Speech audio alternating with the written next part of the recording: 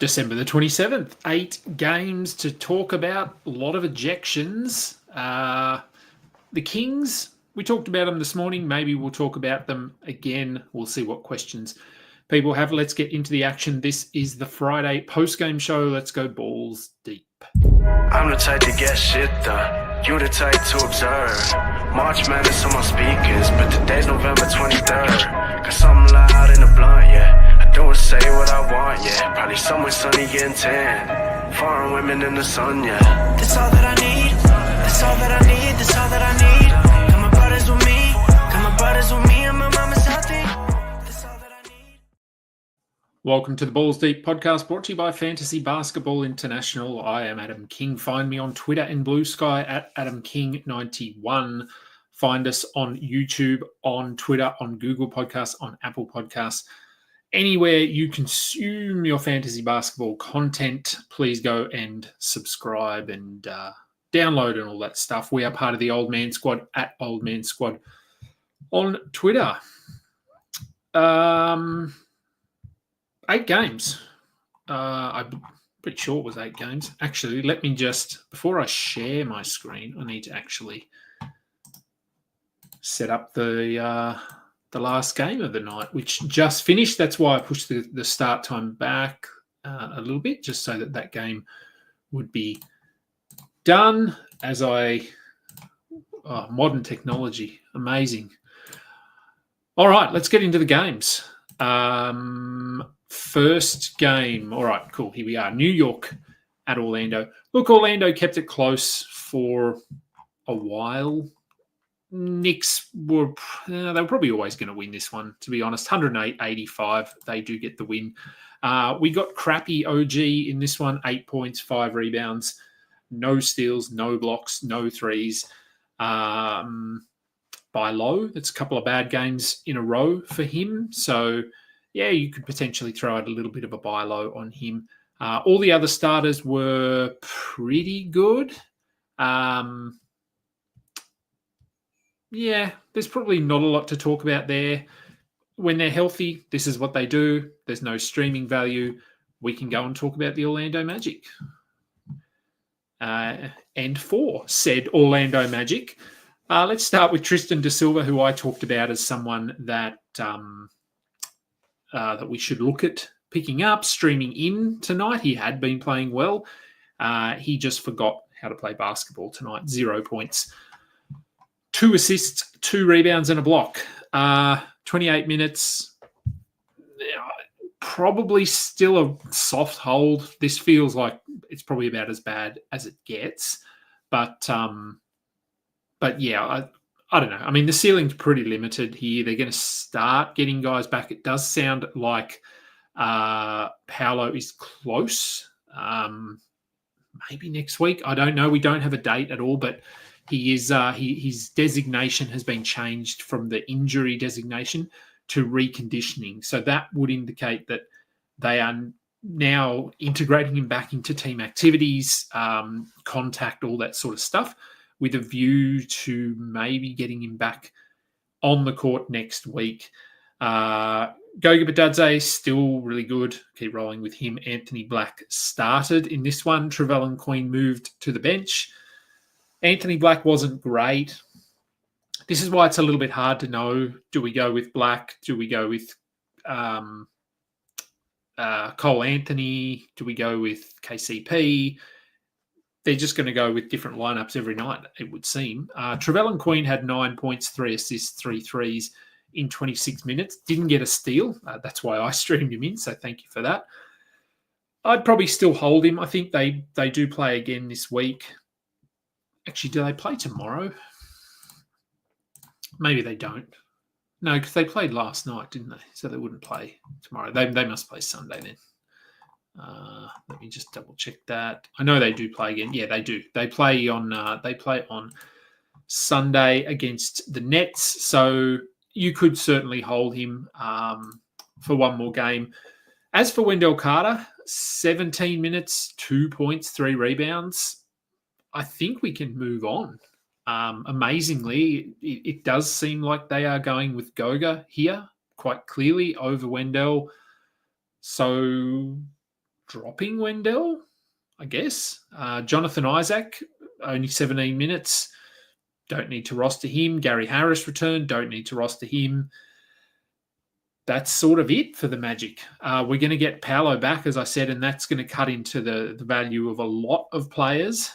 I think probably the only two we need to roster are Goga and Suggs at this point. And then obviously you have Paolo and Franz in your IR spots, but that's about it. Let's go to game number 2, Spurs Nets. Spurs get the win in this one, 96-87. Despite the win, it wasn't a great game for the Spurs fantasy-wise. Jeremy Sohan had a double-double. He's playing really well. Harrison Barnes did nothing again.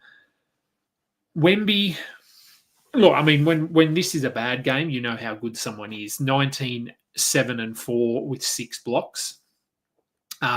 Compared to what we've been getting, it's a pretty average game. So that's how good he is at the moment. For Vassell, everything but the shooting was really good in this one. 6 rebounds, 5 assists, 3 steals, 1 block, 2 threes. Just couldn't hit a shot, 4 of 16 from the field. So good to see him getting some of those supporting stats. Chris Paul, one of his poorer games as well. Champagny, talked about him maybe being an option if he was going to play 26, 27 minutes a night and Harrison Barnes was going to play 20. Well, Harrison Barnes did play 22, but they gave the minutes to Keldon Johnson in this one. He had 15 and 6 with 2 steals in his 27 minutes. Champagny, still okay, 18 points, 2 steals in his 20 minutes. But if they're going to chop and change the playing time for those guys, it's going to be tough to hold either one of them. I think Champagny would still be my preference. I think he's a much better player than Keldon Johnson. It's whether the coaching staff agree with me. For the Nets, Cam Johnson was out in this one. No indication that this is serious. I hope it isn't for his sake, just because he's playing so well at the moment. Cam Thomas is very close to returning. That's going to impact Cam Johnson. But with Johnson out tonight, with Ben Simmons out, we got good luck picking someone here. I said Finney Smith was probably at the top of my list, and he had 2 points and 9 rebounds. I did say Shake Milton, and I did say Noah Clowney. I got 1 out of 3. I think Shake Milton had 16 and 12 with a steal. Now, I talked about him, when was the trade? 2 weeks ago, whenever the Schroeder trade happened, I talked about Shake Milton as someone to watch with playmaking upside, and we finally got it here, 12 assists. This is what he can do. He obviously had a nice bum here with Ben Simmons out, but I still do think he is someone that can be held as a back-end guy in 12-team leagues, understanding that you're not going to get solid production every night, but you will get games like this from time to time. Jalen Wilson had 11 points with 3 assists. Tyrese Martin, 13 points. Noah Clowney, 5 points. Day'Ron Sharp, 4 points. It's really hard to know, again, for this team who to target. And so I think we look at who we need to roster, and that's Ben Simmons and Cam Johnson of the healthy players. And Nick Claxton, he was better in this one, Claxton, to be fair, 11 and 10 with 3 steals and 2 blocks. He's a pretty clear hold. Keon Johnson with 25 points. Next game, he could have 8 points in 22 minutes. If you want to grab him and see what happens, sure. But certainly no guarantees here based on what we've seen the last couple of weeks. Indiana at Boston. We got the bad version of Indiana here. They will just run off the court, really. Tyrese Halliburton, let's start with him. He was better, 19 and 9. Still not great, but not terrible. It's probably if we're grading this performance, it's probably a B plus, maybe B plus. Miles Turner had 8 and 5. A pretty poopy game for Miles Turner. Look, this was just a blowout, so the minutes are down for everyone here in the starting lineup, except Benedict Mathurin. who had 18 points. He's on a bit of a hot streak again, so someone to be picking up if he was dropped. Ben Shepherd continues to be useless, 2 points in 20 minutes. Jarris Walker, as we talked about, he played a little bit more with Obi Toppin out. He had 15 and 5 with 2 steals. That's intriguing. If Toppin does miss more time, he's someone probably in deeper leagues. He was able to play a little bit more here because of the blowout. Johnny Furphy even played 24 minutes, so that tells you how much of a blowout this was. Good to see Johnny on the floor, though. TJ McConnell had 8 points, 4 assists. 19 minutes of Thomas Bryant, another indication of how unclose this game was. For the Celtics, they were without Drew Holiday. They were without Kristaps Porzingis.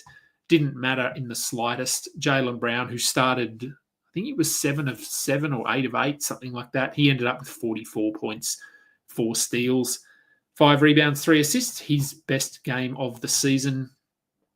Sam Hauser did start in this one. Didn't get you any threes. That's why you would have streamed him. So this was a bit of a shame. Peyton Pritchard bounced back, 18 points, 10 assists, 8 rebounds, 1 steal, 1 block, 4 threes. So good to see him putting up those numbers. Again, that buy low window has probably slammed shut. After that performance, Tatum didn't have to do too much here, nor did Derek White. And Horford only had to play 20 minutes. They just went small. Miles Turner sucked. So, yeah, I'm not taking too much away from this box score. All right, Minnesota at Houston. Timberwolves get the narrow victory, 113 to 112. This was a topsy-turvy game. It was back and forth. Where do we want to start? We'll start with Gobert. He was pretty trashy in this one. I'm sure there are. I don't look at all the advanced stats, but I would have to say if you look at centers and in terms of having plays run for them and how many times they touch the ball on the offensive end, surely Gobert would be down towards the bottom. He is just not used at all. The amount of times he is just waving his hands under the basket wide open, and Randall, meanwhile, is just dribbling into traffic and then putting up some terrible shot or throwing a pass out of bounds. Anthony Edwards trying to be a hero and jack it up. They're not a fun team to watch at the moment. I know they got the win. Great, good for them. But, they're not, certainly not as cohesive as they were last year. And Gobert just, he's 9 rebounds, 2 blocks is fine. And he was 1 of 6 from the line. He's been better than that. But it is a bit annoying. As a big, I suppose, myself, if you're wide open under the basket, you're setting screens, rolling, all that sort of stuff, and you're not getting the ball, frustration would have to be setting in for him. Mike Conley, we can drop him. 3 points in 24 minutes. He's pretty washed at this point. I think there'll be a period of the season where he does have some value, but yeah, for now, move on. Jaden McDaniels, he had 3 steals, but he is really just a streamer. Randall, he had a good line here, 27, 8, and 8. Refuses to play defense, and as I said, he is not a good. He's not a. I don't know what the word is here. A good offensive player. He is obviously a good offensive player because he scores. But in terms of the structures and Chris Finch, I don't know what Chris Finch is doing here, whether he's just telling Randall to just do whatever he wants to do. It is not pretty. It's not fun to watch. So I don't watch a lot of them. I watch highlights and bits and pieces. But let's talk about Dante DiVincenzo. He had 22 points with 2 steals, 4 assists, 6 threes. He's looking better. He certainly appears to be ahead of Mike Conley at this stage in the rotation. I would take a flyer on DiVincenzo. We know that this could be a month, it could be a week, it could be 2 weeks, it could be nothing as well. But we know what he can do. So I would probably go and add him if he was dropped, just in case. And Naz Reid, 14 points, 2 rebounds, a steal and a block. This is okay, but 1 of 3 from the line. I don't know. He's been disappointing. He fouled out. He's okay to have in 12s, but the ceiling is pretty limited here. For the Rockets, again, no Dylan Brooks in this one. Tari Eason continues to be questionable, then ruled out. So Amen Thompson started. He had 20 and 11 with a steal and a block. If only he could start every game. Wouldn't that be a nice world to live in? Jabari Smith had 12 and 7 with a block. Not his best, not his worst. Şengün had 38-12. Only 1 assist, but really nice offensive game. And he basically just put on a clinic against Rudy Gobert, who, as a defensive player, he's certainly not as elite as he once was. Let's say that. Jalen Green had 14.6 assists, but 5 of 15 from the field, 1 of 2 from the line. Percentages continue to be an issue.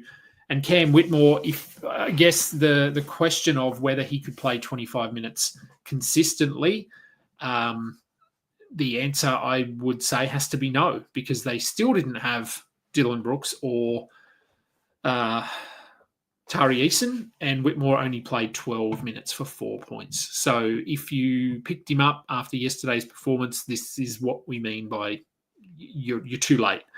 I picked him up before yesterday, so I did get yesterday's performance, but then I got this dud as well. So he is someone I will probably hold just to see if Eason and Brooks return for the next game. And if there's ever an opportunity where Whitmore is going to play more minutes, he is worth a look. But no one else on that Houston roster is. All right, Memphis at New Orleans. Another win for the Grizzlies, another loss for the Pelicans. They have now lost, I think it's 18 of their past 19 games. Mike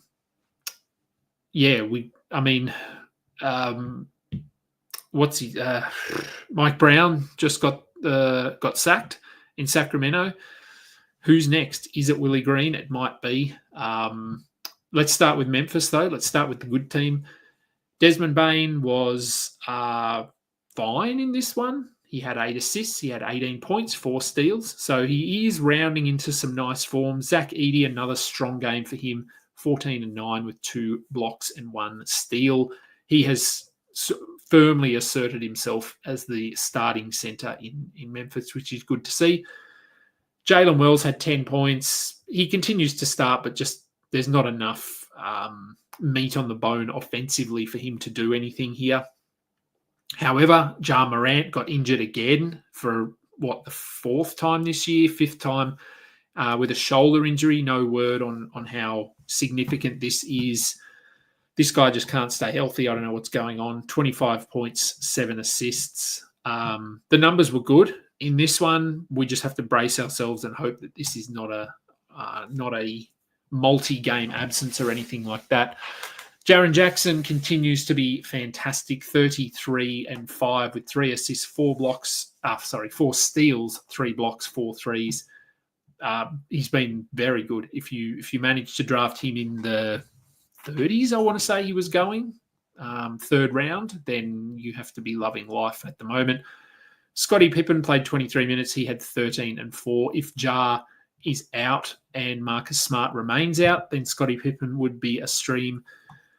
And Luke Kennard can also be streamed in if you need threes. Brandon Clark had only 3 points. He did have 2 steals and 2 blocks. He's just a field goal percentage defensive stream, but even then, that's pushing it. Jay Huff returned, had 7 points in 13 minutes. There's not enough minutes for him to be viable either. And for New Orleans, let's start with the good. Trey Murphy was very good, 35 points, 4 assists, 1 block. He has looked really good. He is really good. Herb Jones, he had 3 steals and 2 blocks, but this is the risk you take with rostering him. You get the defensive stats, but the offense is wildly inconsistent. 4 points on 2 of 6. Shooting, he's just not a good offensive player at this point. So he is very Alex Caruso-y, but at least he's playing. Caruso just keeps hurting his hip. Eve Meesey had 6 points, 6 rebounds, 3 blocks. Again, that's fine. The blocks are nice. The rebounds are okay. I do worry a little bit about what he's going to be able to do when they're healthy, but for now, he remains a hold. DeJounte Murray shooting is woeful, has been woeful. His shooting, just did the game wrap for him. I think he's shooting 36% on the season. Pretty terrible. The other numbers continue to be good, including the turnovers, 7 rebounds, 9 assists, 3 steals, a block, and 7 turnovers. So peripherals are good. Scoring is average. Percentages are terrible. CJ had one of his better games, 32 points. Daniel Tice, out of nowhere, 11 and 11 with a steal and a block. No, we are not adding him. Eve Meesey went to the locker room in this one, so it was just a situational thing for Daniel Tice. We are not adding him anywhere. Jordan Hawkins had 9 points in his 15 minutes, and Brandon Boston had 7 in his 11. Both of those guys are only streamers, and I would still rather Hawkins, I think, as the preferred target. Dallas at Phoenix. So Dallas were without Luka, obviously, and without Derek Lively, who was a late scratch. So Dan Gafford started. He had 16 and 5 with 2 blocks. So if you were holding him or picked him up, then good night for you. Kyrie was fine in this one, not his best game, but the numbers are still pretty good. 25 and 4 with a steal. Klay Thompson, 11, 6 and 5 with a steal and a block. The defensive stats keep coming for him, and he's going to be doing a little bit more, so a pretty firm hold there. PJ Washington and Najee Marshall were both ejected along with Yusuf Nurkic for, well, it's probably about as close to a fight as we get in the NBA. I didn't see the lead up to it. I did see Nurkic slap Najee Marshall, which is the most Yusuf Nurkic thing ever to do. Najee retaliated with a nice right hand. It was closed fist. It looked like there's a photo of it on Twitter. Someone got a good still of him punching Yusuf Nurkic in the face, which a lot of people seem to enjoy. Given that the sort of crackdown on fighting and that sort of thing, I wouldn't be surprised if there's a suspension here for Najee Marshall, maybe for Yusuf Nurkic as well, because it was a pretty firm slap push sort of thing to the head. I think PJ will be fine. He came in late, threw Nurkic to the ground, sort of. So I think he'll be okay, but I would just keep an eye on those other two. But in terms of the Quentin Grimes, Spencer Dinwiddie conundrum, who are we rostering? We're really no clearer than we were 4 hours ago. Quentin Grimes didn't start. Spencer Dinwiddie didn't start. They went with Najee Marshall. Now, this could have been a matchup, kind of a decision. I don't know. I still think Grimes is probably the preferred target just. He had 8 points, 5 rebounds, 1 assist. Dinwiddie had 15, 3 and 3 with 2 steals. So the numbers, and we've talked about this, Dinwiddie is a better per minute producer, but I think Grimes will get more minutes, and that is what happened here. If you picked up either of them, I would just hold both. I wouldn't go making any changes. I'd give it about a week before we come to some sort of a conclusion. In terms of Najee Marshall, he would be the third of those three that I would look at. And obviously, if he does get suspended here, we're going to get more from Grimes and Dinwiddie. As well as Maxi Kleber, maybe. He had 15 and 7 in 26 minutes. This was his best game of the season, but I don't think the Lively injury is anything significant here. For Phoenix, Kevin Durant was good. Yusuf Nurkic, only 14 minutes because of the fight. Ryan Dunn, defensive streamer, 3 steals, 1 block. That's exactly what you would have picked him up for. Beal, coming off a good game, he was pretty average here. 11 points on 5 of 18 shooting, but he remains a hold, as does Tyus Jones, who only had 3 points. He did have 6 assists. Royce O'Neal is the guy we are streaming here 14, 5 and 4 with 2 steals and 2 blocks. Very Royce O'Neal line. And until Booker is back, which could be another week or two, we keep rolling with him. Cleveland at Denver, just a weird high-scoring, no-defense game, 149 to 135. This was a pretty comfortable win, so the starters only needed to play about 30 minutes. So we're not really taking anything away from this game. The big four were all good. Dean Wade is very borderline because he's starting. Karis LeVert, 13, 3 and 3 with a block. It's 12-team-ish. Max Strus, I'm not interested in him. Sam Merrill, if you need 3. It's pretty simple when it comes to Cleveland. And for Denver, a little more layers to their fantasy discussion at the moment, with Aaron Gordon probably out for a week or two at least. We had Russell Westbrook moving into the starting lineup, not Peyton Watson. Watson, I still think is a hold. He played 26 minutes off the bench. He had 18 points with 2 assists, 1 steal, 1 block, and 2 threes. We'd like 30 minutes, but I think he should be rosterable for the foreseeable future.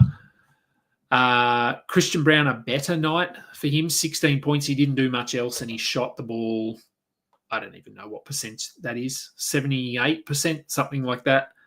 He's not going to shoot this well. He is a hold, but he's not that player we got in the first month of the season. Jokic, just another triple-double.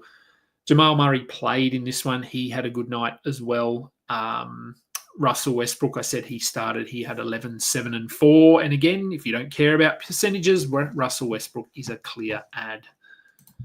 And the last game of the night, the Golden State Warriors and the Clippers. Clippers eventually get the win, 102-92. They were up big. Warriors pulled it back. The last quarter was just disgusting from the Clippers, but they hold on. Golden State were without Draymond. They were without Steph Curry. So this was the Dennis Schroeder opportunity, and he failed. I think we can drop him. 7 points, 5 assists in 24 minutes. I'm okay to move on from him. I'm okay to move on from Buddy Hield, Brandon Pajemski. Who we're rostering here? Draymond and Steph, Andrew Wiggins, Trace Jackson Davis. He had another really good game, 31 minutes, 15 and 9 with 2 steals. He is a must-roster player. And I think Jonathan Kuminga has to be at this point. He had a career-high 34 points with 10 rebounds, 2 steals, 1 block. Obviously not having Steph here is a huge reason why he had to do a lot. But this is why we drafted him. We thought he would have to shoulder that scoring load, and to this point, he just hasn't consistently done it. 37 minutes, throw Steph, throw Draymond back in, and those minutes come down. But of all of those names, I think he is the one we want to roster. And for the Clippers, nothing much here. Kevin Porter didn't play, so we got a little bit more Amir Coffey, Nick Batum. But it's Norm Powell, it's Ivica Zubac, it's James Harden doing a lot of the work here. Chris Dunn had 13 points with a steal. If you only need steals, he's a hold or a stream, however you want to view him. The 13 points are a bit of a bonus. And Derek Jones, likewise, he is just a defensive target. And the 14 points are very nice, but I'm not really interested in anyone on their bench. And let's look at questions. Lone Des, yes, there is nobody worth rostering on the Magic except for Suggs and Goga. Chad's question, is it already time for the annual Is Daniel Tice a thing game? It might be, and the answer is no, as always.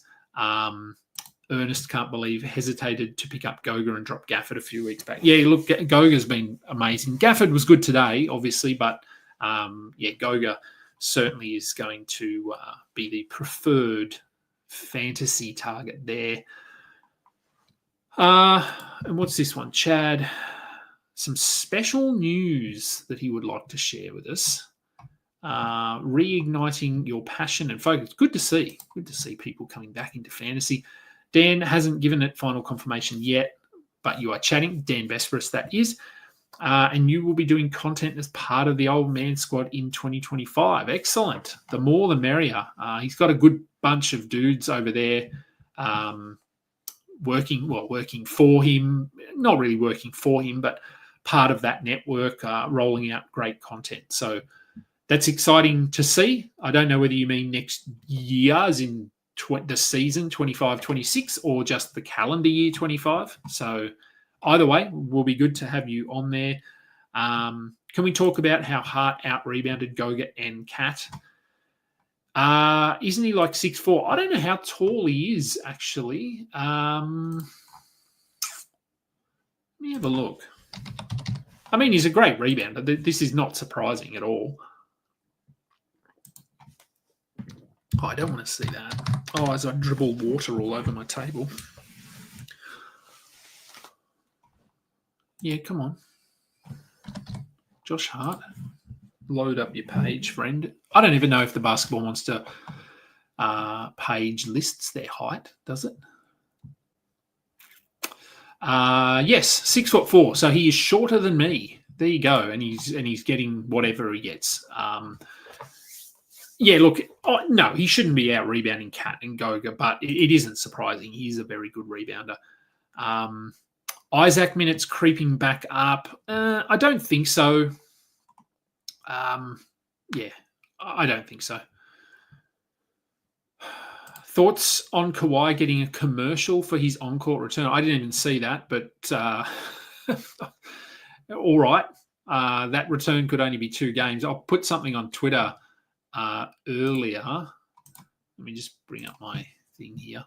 I don't know why I thought of this. I think because I do player birds for RotoWire, and I think I remember reading this, or I mean, obviously we did a lot of preseason work. So there was a quote from Ty Lue, which came in late August of this year. So as we were starting to get into draft season, Coach Ty Lue said Kawhi Leonard will be ready for training camp in October. He claims that he speaks to Kawhi Leonard all the time. He will be ready for training camp. He's feeling good, and I know he will be ready for training camp. Oh, all right. Maybe he meant training camp this next year. I don't know. He wasn't specific. What else have we got? Ernest. Is Keontae George worth a hold if my IL plus has no space? Punt, field goal. There are some decent options on the wire. Spencer Dinwiddie, Scottie Pippen, Scoot. George is questionable, I think, for tomorrow. I think he might play tomorrow, which would mean you'd have to move him out of your IL spot anyway. If we're looking at long-term value, I would still take Keontae George out of those 4, I think. Dinwiddie has a pretty firm sort of cap on his value. It's probably going to be 6 weeks, which is still a significant amount of time. Scottie Pippen needs injuries. Scoot, I think, will be a rosterable player, but we're probably not quite there yet. Indy did have to face OKC and Boston back-to-back. That's not fun. Suns players hate Nurkic now based on their post-game press conferences. Nurkic is a hard guy to cheer for, I think. I have nothing against him. But he's not I wouldn't say he's particularly likable, which is more of obviously an external onlooker kind of a thing. I heard Fox is getting traded. Look, we're hearing things. Is it worth trading for Doncic for him now? Probably not, because he loses.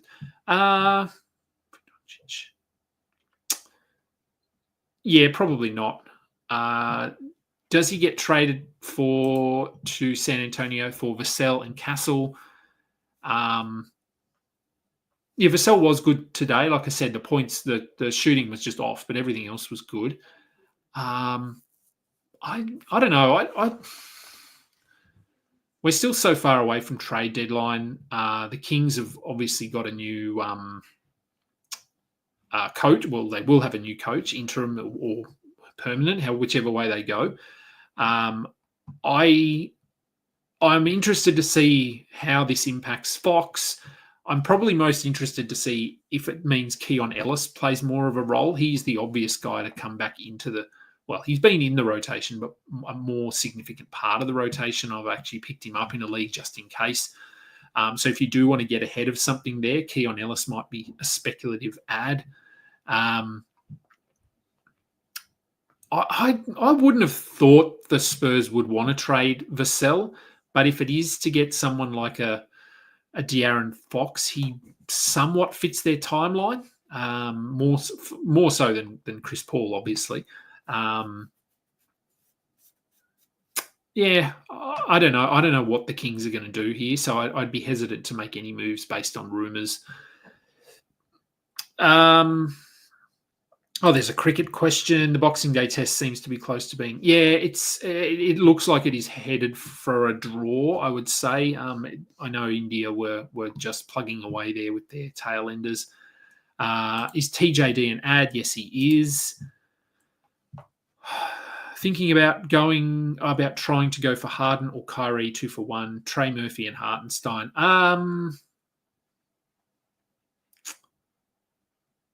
I think that's probably okay in your 7-team league. I think giving up Trey and Hartenstein, they're sort of top 60 range, top 50 ish. Where Harden and Kyrie, I would assume, are top sort of first rounders or something. So I think that's okay. Aaron Lee, is Keon Ellis an ad? Look, like I said, if you want to get ahead of it, just in case, I think maybe. I'm as I said, I'm going to pick him up and just see what happens. What's Shining Knight got? I have Tobias Harris, debating dropping him for TJD or anyone. And this is the issue with Tobias Harris. If you did draft him, you probably took him in the 6th round. Dropping a 6th rounder is always hard to do. I don't think he's going to break even this season. I think you're going to have to take a hit with him. Would you drop him for TJD? Look, I think if we were guaranteed of Trace Jackson-Davis starting and playing 26 minutes a night for the rest of the season, I would do it. But we've seen Steve Kerr chop and change. And, I mean, I always like to think if I'm dropping someone, if that player became available on the waivers, would I go and add them straight away? If Tobias Harris was sitting on my waivers, probably not in every league because of my heavy punt strategies, but in generally speaking, I think I would, because I think he can still be a top 70 player. I think it's an okay, it's not a bad decision, but it's not one that you would have to make. What else have we got? Best stream option out of Cleveland and LAC. All woeful options, but trying 2 games max in ESPN points. Best stream option. Cleveland, there's not much. It's probably Karis LeVert. Dean Wade to a lesser extent. Clippers. I would say Kevin Porter Jr. if he was healthy, but he's not at the moment. Chris Dunn if he's available, although he doesn't have as much value in a points league. Derek Jones, maybe. Yeah, there's not a lot. I think LeVert is probably your best option there, but even he is a bit inconsistent. Again, thoughts on Keon Ellis. Maybe he'll finally get some run. He might. As I said, he's the obvious one here because he just, I think, would give them at least a defensive identity, which they don't have at the moment. And like I said, I would be bringing Keegan Murray off the bench. Or, well, yeah, I probably would. I think I'd move Norm Powell. I'd probably move Malik Monk and Keegan Murray to the bench and just run with De'Aaron Fox, DeMar DeRozan, and Sabonis with Keon Ellis. And then maybe you bring in, I don't know, depending on whether you wanted to go big, you could even play Trey Lyles as a 4. He's not great defensively. Isaac Jones is intriguing. So there's flexibility there, but I would like to think that Keon will get some more minutes here. Congrats, Mr. Chad. Yes, we do congratulate you, Mr. Chad. Do I think Harden will regress? Look, I guess a little bit. But if we're looking at production with Kawhi Leonard on the floor, who knows? Like he's not going to play back to backs. His minutes could be down. He might only last a week. So I wouldn't be basing decisions on Kawhi Leonard's health at this stage anyway. Is trading Mikal Bridges for Vassell a good sell, or is there Mikal? No, I think I'd hold Mikal Bridges there. Yeah, I mean it is an example of a sell high buy low kind of situation, but I think I'd hold Mikal Bridges if you are getting rid of Mikal Bridges. I think I'd have him over Vassell. I am quite high on Vassell, but I think I like him a bit better. Is it better to have a guy be really good for 2 months like Schroeder, but then be a drop, or have a mid guy all season? What's better for winning the league? It does depend on your settings a bit, and it's like if in a head-to-head league, I would say the 2 month one is better. Roto, it's probably good to just have a consistent guy. And it depends on your ability to stream, and is it an active trade league? Because if you have a guy like a Schroeder, if you traded him a month ago, then that would be the ultimate sell high kind of opportunity. But your league might not have a lot of trades that go down. My leagues, there are barely any trades in my leagues. So, yeah, I think you can make a case for both. But, yeah, I mean, a mid guy is just someone you can plug in and play and sort of forget about them. Someone who's hot when you're not expecting it, you have to do you do have to monitor playing time and rotations and things like that pretty closely.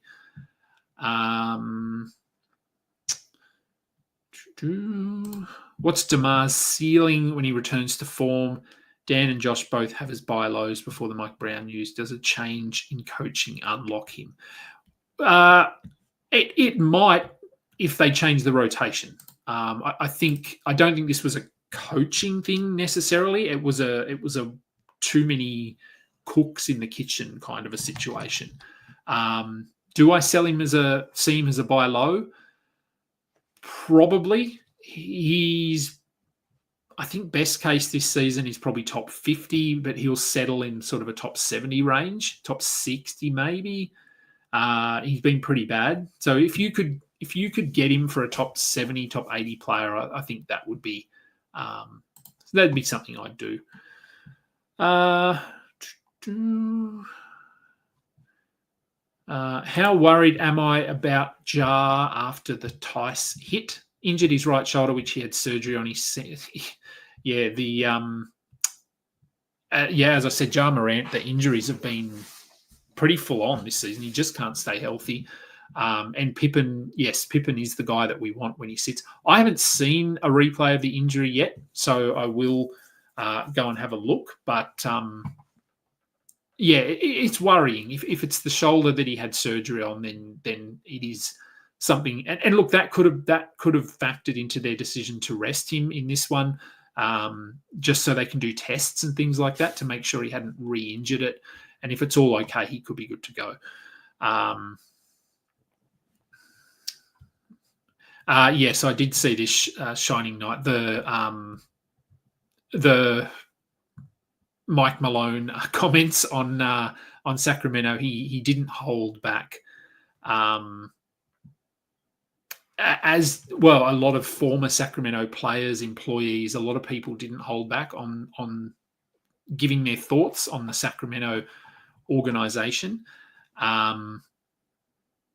But yeah, it's not good. As I said, their drafting, their trading, all the decisions are very questionable. It's a lot like what Detroit were for the last 10 years. That they were better this season. But there's been Chicago fall into that bucket as well as poor decision makers, poor front office. But as we know, the front office is not going to fire themselves. All right, we're almost there. If I offer Simons for Tobias Harris, who feels sadder? Both are sad, I think. As you said, it's a sad state of affairs. Who would I have, Simons or Tobias Harris? I don't know. I think personally, I think I'd rather have Simons. I just think there's more upside for him. But Tobias Harris is probably a little bit safer, maybe. But I'd be sad either way, as you are. But yes, it is a sad state of affairs. That will do. That is all the games. That is all the questions. I'm going to go and watch the end of the cricket, I think. What's tomorrow? Sunday morning. Yes, there will be a pre-game show. Actually, no, hang on. Hold that thought, because I think there is an early game. Is that tomorrow? I don't even know what day we're up to. Yeah, it's Saturday tomorrow. There's a 7 a.m. game tomorrow. Do I want to get up at 6 a.m. and do a pre-game show? Sure. Okay, there will be a Yes, I'll get up and do a pre-game show at around 6:30. You might do it at 6:30, and I'll make it a quick one, only because the rest of my house will be asleep. So, yes, there will be a pre-game show. Thank you, everyone, for listening, joining me today. It was a little bit longer than I thought it would be, but that's okay. I like the questions coming in. Thank you for downloading. Thank you for watching. Thank you for tuning in. As always, I'm Adam King. This has been the Balls Deep post-game show. Until next time, catch up. You just listened to another episode from the Fantasy Basketball International Podcast Network. Thanks for joining us. And for more information about joining our community, please check out our website at FBIBasketball.com.